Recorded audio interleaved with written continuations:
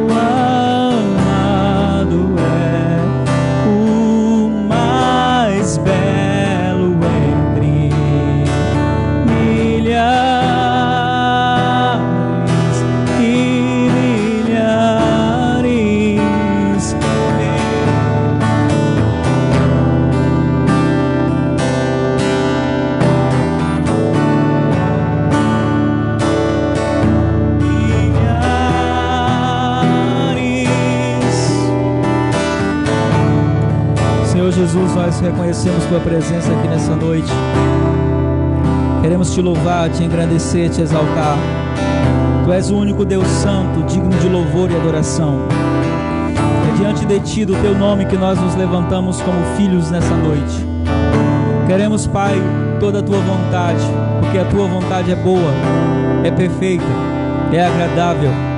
Queremos seguir a movimentação dos céus.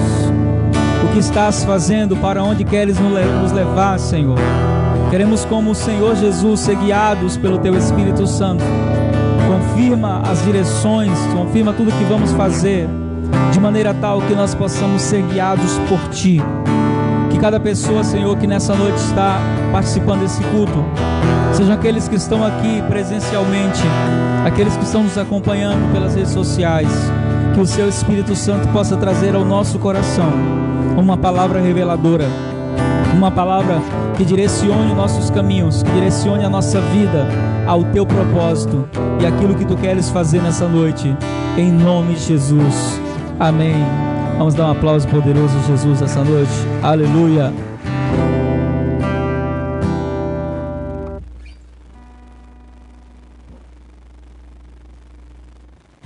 Glória a Deus. Pode sentar, queridos. Voltamos hoje com o nosso culto de quinta-feira. E aí, que bênção vocês estão aqui, né? Família presente, reunida. Que bom que você veio. Amém? Quantos estão felizes com a presença de Jesus aqui essa noite? Solta um beijo para Ele. Aleluia. Um shalom a todos os nossos amigos que estão... Um shalom a todos os nossos amigos que estão nos acompanhando pela internet, no nosso culto. E aos irmãos da igreja que estão aí em casa, glorifica a igreja, né? Bota um shalom aí nos comentários, bota um glória a Deus. E nossa irmã Carla aparecendo na live, que não queria aparecer em casa, né? Glória a Deus, amém? Queridos, hoje nós vamos continuar falando de fé. Quem está na fé diz amém. Eu estou na fé, porque na fé é onde o justo vive, e o justo viverá da fé, amém? Nesses dias, nós temos aprendido muito sobre depender de Deus. Tem sido dias desafiadores. Nós temos falado que esses dias são dias que nós não esperávamos viver esse ano, mas que chegaram. Hoje eu assisti um vídeo que Joelma me mandou, né? Minha cunhada. Eu até postei algumas partes desse vídeo no meu Facebook. Então, os irmãos que estiverem assistindo aí, ajeita o ventilador, não está chegando aqui não. Está calor aqui, viu, igreja? Por favor, não, para cá, sim. Não, irmã, você está virando lá para a câmera, lá. Manda Maris aqui, não está vigiando, não. Não, só ajeitar um pouquinho para cá agora. Para cá ou para lá, para o lado de cá. Isso. Agora, inclina um pouquinho. Aleluia. Deixa Deus te usar aí, irmã. Agora o negócio flui. Amém? E eu assisti esse vídeo hoje, né, um vídeo interessante de um doutor Walter Veitse, se eu não me engano dele, ele falando sobre documentos de 2012 que mostram que tudo estava programado. Interessante o vídeo, viu? Eu recomendo você assistir, analisar. Eu, diante de tudo que ele leu, me dei por convencido de que realmente existia uma previsão, porque tudo que está escrito no documento aconteceu como está escrito. O mês, o lugar onde começou a pandemia, como iria se espalhar, está tudo lá no documento. E eu cortei o vídeo, né, porque muita gente não gosta de assistir vídeos longos, então eu cortei 2 pedacinhos, que foram os pedaços que mais me chamaram a atenção, e eu coloquei lá no meu Facebook. Então as pessoas que quiserem ver, lá no meu Facebook, também está no canal do YouTube, parte da entrevista dele, que eu achei muito interessante. E ouvindo aquilo, no vídeo ele disse que a previsão do mesmo documento, que até agora acertou tudo, a previsão é que dure 3 anos. A previsão, segundo o documento, é que tudo isso que está acontecendo é apenas o começo e que vai durar 3 anos, segundo a previsão do documento. Como eu estou na fé, eu estou profetizando que a gente não vai ficar isso tudo não. Estou crendo que até o final de abril nós vamos viver um tempo de milagres no Brasil. É o mês da Páscoa, é o mês da ressurreição, é o mês onde o Senhor ele vai com certeza realizar um milagre. E nós precisamos nos apegar a isso, nós precisamos nos segurar nisso.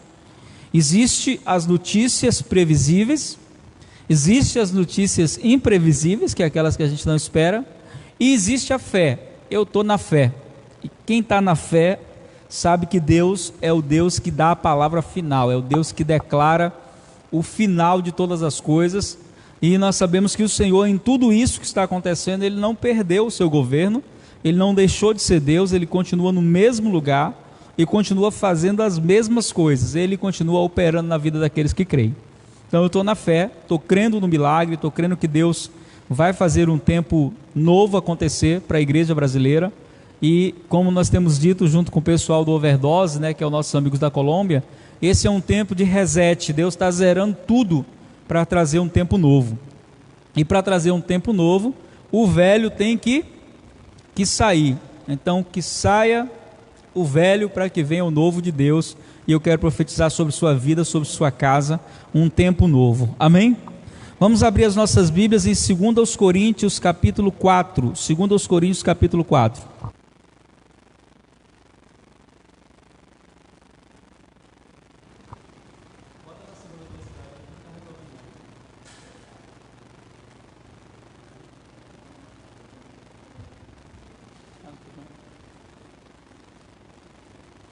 Não, levanta mais atrás da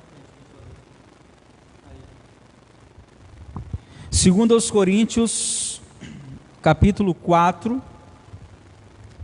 Quem encontrou, diga amém.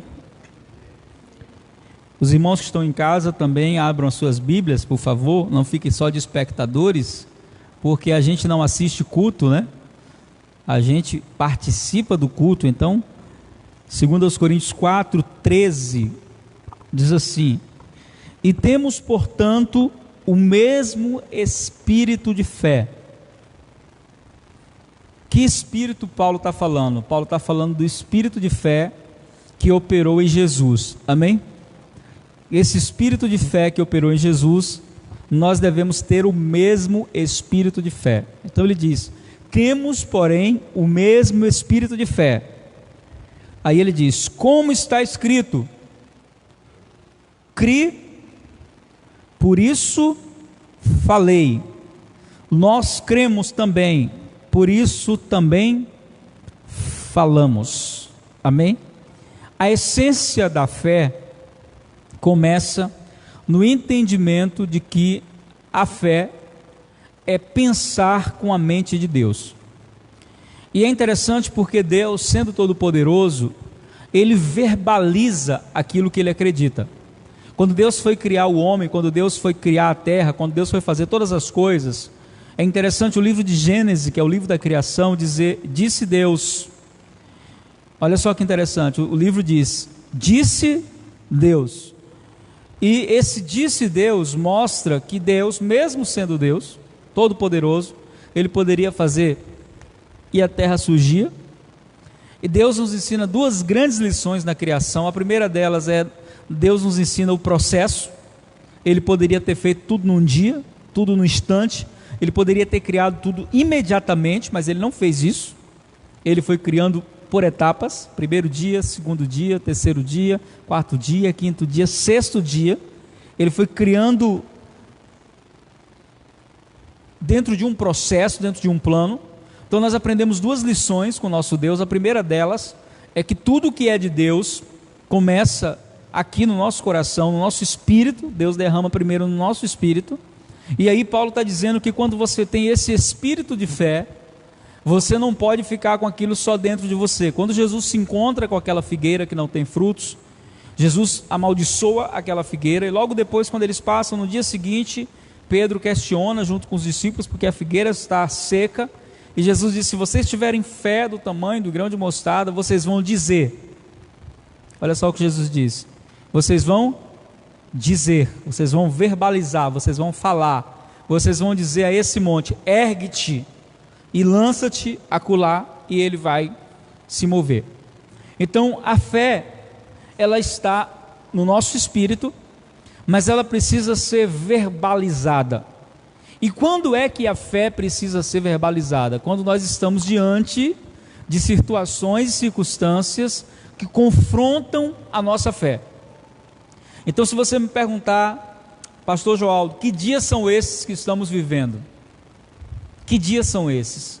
Esses são dias onde nós temos a oportunidade de exercitar a nossa fé. Os dias difíceis são dias que nós temos a oportunidade de exercitar a nossa fé. Mas para que nós possamos fazer isso, nós temos que ter o mesmo espírito de fé que Jesus tinha. E essa questão do mesmo espírito, ela é interessante. Por quê? Porque o espírito de fé que Paulo está falando aqui é o mesmo espírito de fé que estava em Josué e Calebe. O livro de Números, capítulo 14, diz que Moisés envia os espias, os 12 espias, e eles voltam com um relatório. E é interessante que os 12 viram as mesmas coisas, os 12 pisaram na mesma terra, os 12 estiveram no mesmo lugar, mas somente 2 trouxeram um relatório diferente. O relatório dos primeiros 10 espias é o seguinte: ele diz: a terra realmente é boa, a terra realmente mana leite e mel, a terra realmente tem tudo do bom e do melhor, só que tem um porém: a terra tem gigantes, e aqueles gigantes que tem lá, se a gente for brigar com eles, se a gente for tentar guerrear com eles para tomar a terra, nós seremos como pão nos dentes deles.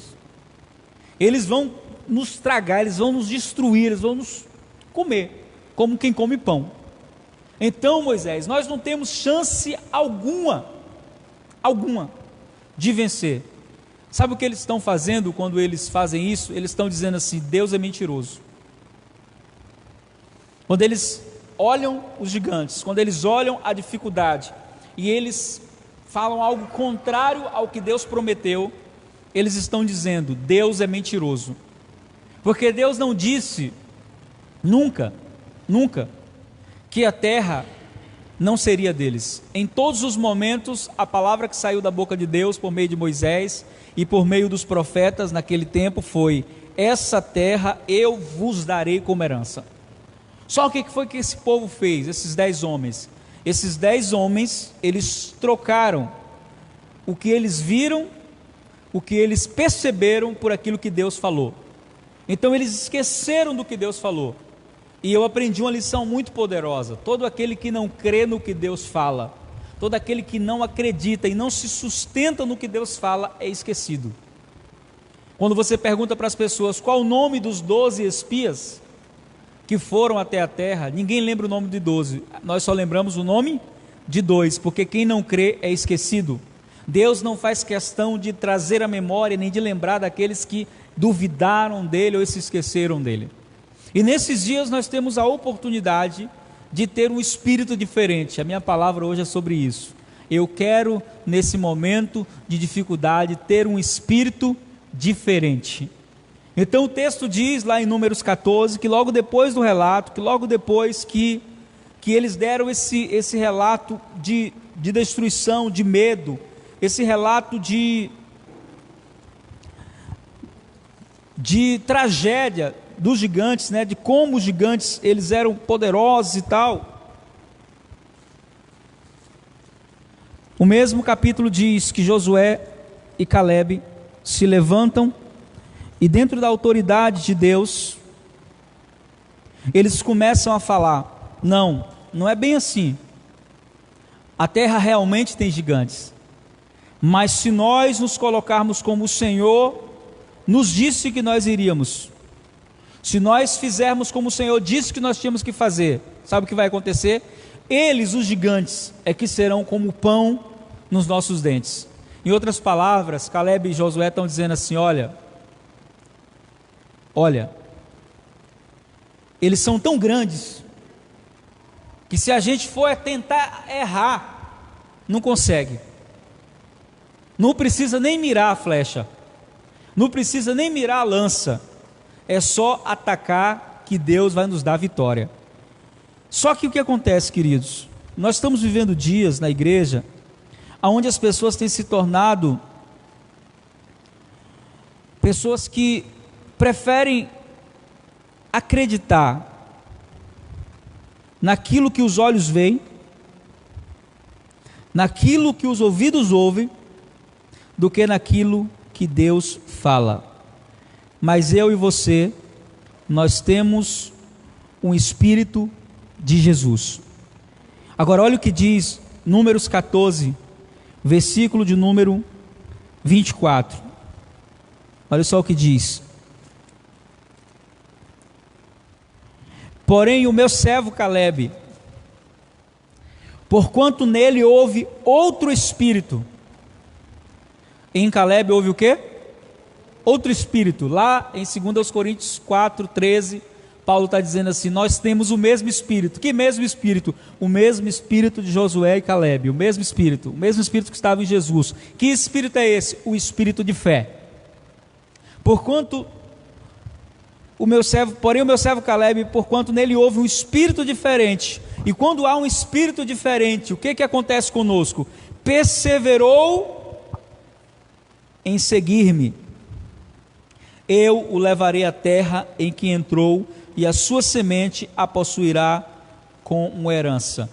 Essa palavra vem depois de Deus dizer para todos os outros: vocês morrerão no deserto, porque vocês duvidaram da minha palavra, vocês morrerão no deserto, e vocês não herdarão a terra. Porém o meu servo Calebe, porque nele houve um espírito diferente, ele sim herdará a terra. Sabe o que Deus está dizendo, queridos? Que as circunstâncias agora, no Brasil, nas nações, estão igual para todos. Mas a minha pergunta é: de que espírito sois? Do espírito da fé ou do espírito da incredulidade? Qual é o espírito que está sustentando agora você? Você decidiu trilhar o caminho da fé, ou você decidiu acreditar nos relatórios da mídia, em tudo que está sendo dito? Então eu estou crendo na promessa de que Deus continua governando a nossa vida, porque nós temos orado. No dia que eu disse assim, eu sou teu filho, tu és o meu Senhor, eu estou dizendo: quem governa a minha vida não sou eu mesmo, quem tem o meu destino não sou eu mesmo, meu destino, a minha vida está nas mãos de Jesus, e nas mãos de Jesus eu estou seguro, nas mãos de Jesus eu estou guardado, nas mãos de Jesus eu estou protegido do temor do mal. Então o primeiro texto que nós lemos vai dizer que sobre Josué, que sobre Calebe, Paulo vai dizer que em nós há um espírito diferente. E aí ele vai dizer: como é que esse espírito diferente se manifesta? Recebendo vitória? Não. Ele vai dizer: esse espírito diferente se manifesta, na primeira manifestação desse espírito diferente é: eu creio. Quantos creem? Eu creio. Eu creio. Eu creio. Esse eu creio está dizendo: Senhor, eu estou vendo que a coisa só tende a piorar. Mesmo depois de assistir um vídeo como eu assisti hoje, que eu falei, as previsões são exatas, até agora deu certo, tudo que foi colocado num documento alemão lá de 2012, até agora aconteceu, mesmo vendo as previsões mais corretas, e tudo tendo acontecido, o meu coração segue crendo de que Deus tem, em meio à tormenta, Ele faz o seu caminho, e em meio a esses dias tribulosos, o Senhor vai fazer coisas grandes em nossa casa e em nossas vidas. Eu creio. E porque eu creio, eu falo. O texto diz, 1 Coríntios 4,13, crie, por isso falei. E aí nós podemos juntar esse versículo com Romanos capítulo 4, versículo de número 17, por favor. Romanos 4, 17.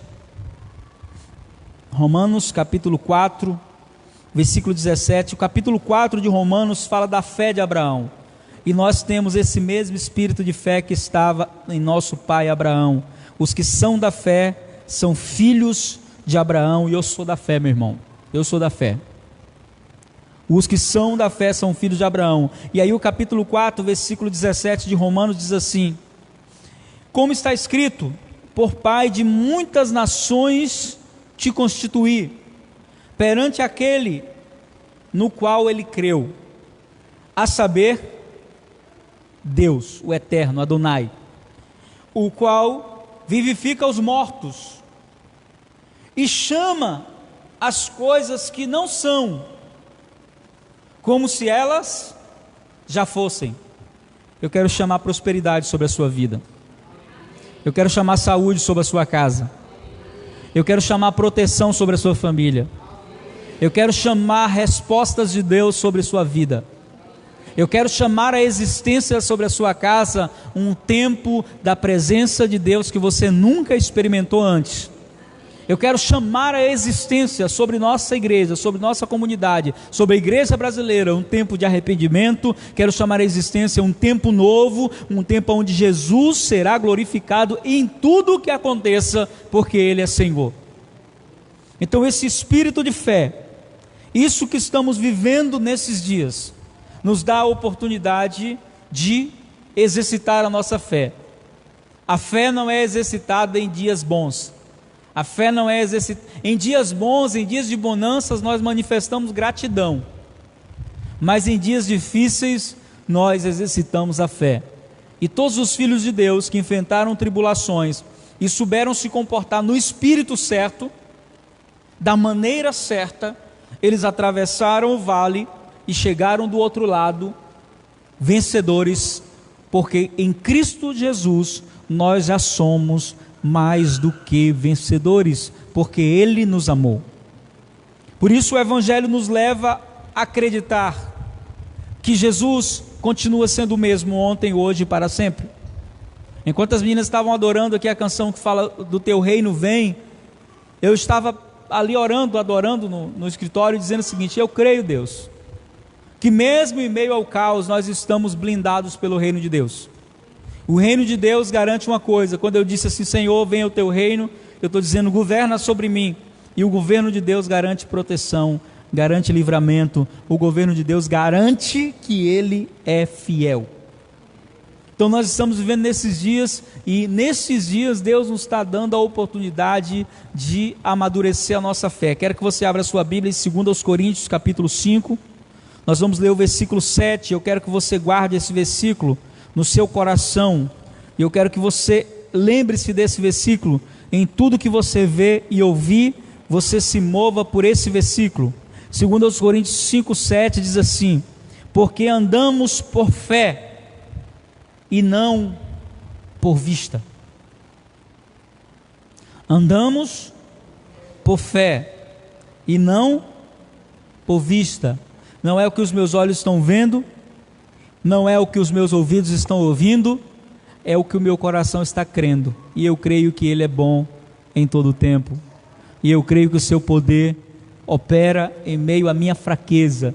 Eu creio que o seu poder opera em meio à minha debilidade. Jesus quer nos ensinar nesses dias a viver um tempo de descanso nele. Esse é o tempo. A terra prometida para eles representava um tempo de descanso, mas só vai conseguir entrar nesse descanso de Deus, irmão, quem tiver esse espírito de fé. Só vai conseguir entrar nesse descanso quem tiver a certeza de que Deus está cuidando de tudo. Se você ficar oscilante, se você ficar ouvindo muitas vozes que não seja a voz de Deus, sabe o que vai acontecer? A sua mente vai ficar turbada, porque Satanás, ele é um manipulador, e ele vai usar meios para tentar sabotar a nossa fé, para tentar nos colocar em um lugar que não é o que Deus tem para nós. E nós, como filhos de Deus, nesses dias, somos convidados a exercitar a fé. Eu quero te dar uma direção espiritual nessa noite. Eu quero que todas as manhãs, quando você acordar, você libere palavras de fé sobre a sua casa. Você vai acordar amanhã pela manhã, e quando você se levantar, você vai dar o seu bom dia para o Espírito Santo, né? Bom dia, Espírito Santo, bom dia, Pai. Depois você vai se colocar de pé na sua casa e, como um arauto, como um atalaia, você vai liberar palavras proféticas sobre a sua casa. Você vai chamar sobre a sua casa. Eu quero chamar a existência sobre o meu lar, saúde. Quero chamar sobre a minha casa, paz. Quero chamar sobre a minha casa, proteção. Quero chamar sobre a minha casa, prosperidade. Por que você vai fazer isso? Porque você tem o mesmo espírito de fé de Jesus. E o espírito de fé que Jesus tinha era aquele espírito de fé de quando via uma situação difícil, quando via uma morte, quando via uma enfermidade, Jesus via uma oportunidade de milagre. E sabe o que é preciso para que o milagre aconteça? Preste bem atenção, tem uma mensagem minha muito antiga, tem muitos anos isso, que o tema dela é os ingredientes do milagre. O milagre é feito de 3 ingredientes. Quer aprender a fazer milagres? Quer aprender a viver milagres? Então eu vou falar dos ingredientes do milagre. É mais fácil que fazer bolo. Quais são os 3 ingredientes do milagre? Primeiro ingrediente: tem que haver uma circunstância ou uma situação que você não tenha como resolver. Primeiro ingrediente é esse: tem que haver uma situação impossível. Luca, chegou agora, varão? Chegou agora, já está assim? Misericórdia. Primeira situação, Luca, é qual? Alguém aqui tem alguma situação impossível diante de você? Tem previsão de impossibilidades diante de você? As previsões é de impossibilidades. Tem alguma situação impossível na sua vida? É o primeiro ingrediente do milagre. Então diga assim para o irmão: já tem um ingrediente, irmão. Primeiro ingrediente é qual? Tem que haver uma situação que eu não posso resolver sozinho. Se eu posso resolver sozinho, não precisa acontecer milagre. Resolvo. Eu vou lá e resolvo, se eu posso resolver sozinho. Mas quando eu não posso resolver sozinho, é o primeiro ingrediente do milagre. Tem que haver uma situação impossível. Segundo ingrediente do milagre: tem que haver alguém que acredite no que Deus fala. Alguém aqui acredita no que Deus fala? Então já tem 2 ingredientes. 2 ingredientes. Primeiro ingrediente é qual? Uma situação impossível. Segundo ingrediente: alguém que creia, que tenha o espírito de fé. Tem alguém que tem o espírito de fé? E o terceiro ingrediente, que esse é que não pode faltar: Deus tem que estar no negócio. E Deus está nesse negócio com a gente. Então, meu irmão, se Deus está no negócio, eu estou crendo nele, a situação está impossível, está difícil, sabe o que acontece? Você está grávido de um milagre.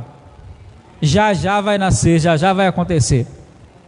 Mas para acontecer, você tem que fazer igual a mulher grávida faz. A mulher grávida não diz que está grávida depois que o filho nasce. A mulher grávida, ela diz que está grávida quando ela faz o teste, que ela pega o resultado, que ela vê que ela está grávida, a barriga não cresceu ainda, não tem sintoma nenhum manifesto, ela já sai contando para todo mundo o quê? Estou grávida, vou ter um filho, vou ter um filho, vou ter um filho. Ela já crê. Então, mesmo que você não esteja vendo nenhum sinal, mesmo que você não esteja percebendo nada diante dos seus olhos, profetiza sobre a sua casa, profetiza sobre a sua família, começa a dizer: está dizendo todo mundo que vai ter falta, que vai faltar comida, que vai faltar dinheiro. Aqui em casa não, porque a bênção do Senhor está sobre o meu lar. Deus vai enviar prosperidade aqui, porque se Deus quiser nos sustentar, Ele envia corvos e traz comida para a gente. Se Deus quiser nos sustentar, eu estava vendo um vídeo hoje emocionante, aconteceu lá na minha cidade. Um garotinho de um bairro carente lá da cidade, a polícia passou, né, ele estava na rua, e aí ele começou a conversar com os policiais. E os policiais olharam para ele e ele disse assim: eu posso recitar um salmo para vocês? E os policiais disseram: pode. Aí ele recitou o Salmo 121. Eleva os meus olhos para o monte, onde me virá o meu socorro. O meu socorro vem do Senhor, que fez os céus e da terra. E disse para os policiais: o socorro de vocês vem dos céus e da terra. Aí os policiais ficaram impressionados com aquilo. Aí o policial perguntou para ele assim: gostei de você, o que você quer? Ele disse: eu quero uma cesta básica, porque lá em casa a gente não tem nada. E aí os policiais fizeram um vídeo indo entregar a cesta básica, né, para aquele garotinho. Então, um encontro com a polícia. Parabéns para a polícia militar, parabéns para aqueles policiais que foram sensíveis ao clamor daquela criança. Mas nós estamos vivendo dias assim, irmãos, onde Deus está buscando pessoas que profetizem, que liberem a palavra profética, porque Deus vai trazer o socorro. Ele é fiel.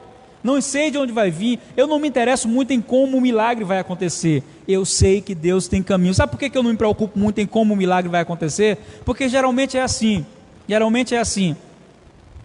quando nós esperamos que Deus abra o mar, Ele não abre, Ele leva a gente a andar sobre as águas.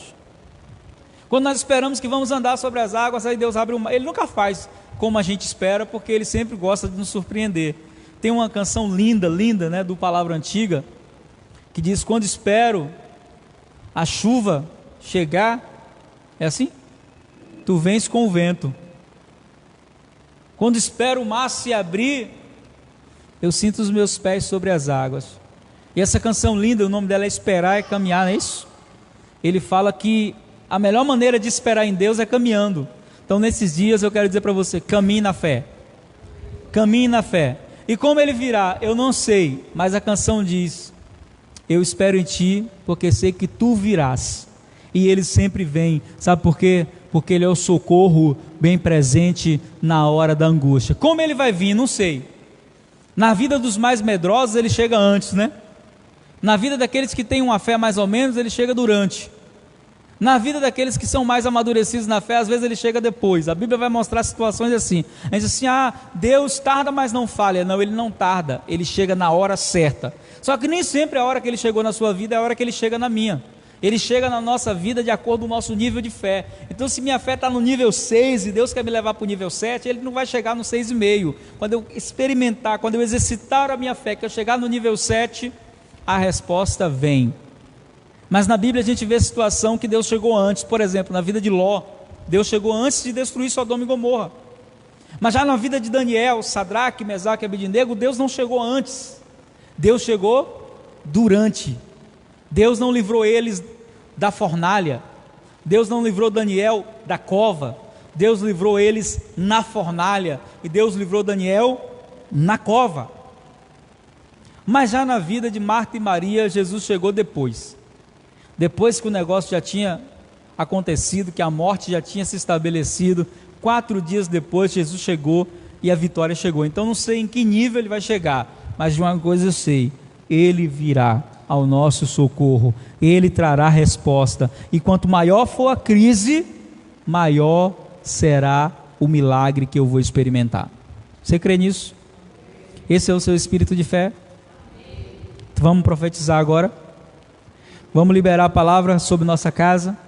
Vamos liberar a palavra sobre nossa família, sobre as famílias. Que fica de pé em nome de Jesus para nós orarmos nessa hora e liberarmos a palavra da fé. Aleluia.